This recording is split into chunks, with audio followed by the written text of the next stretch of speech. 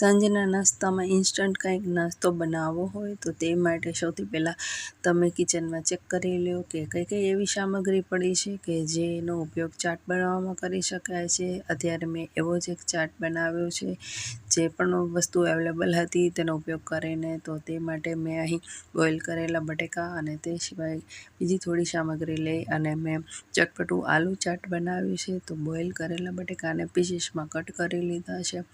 થોડા તેમાં બારીક સમારેલ ટમાટર, બારીક સમારેલ ડુંગળી, થોડા સિંગદાણા, મિક્સ ચેવડો અને તેમાં દહીં એડ કર્યું છે।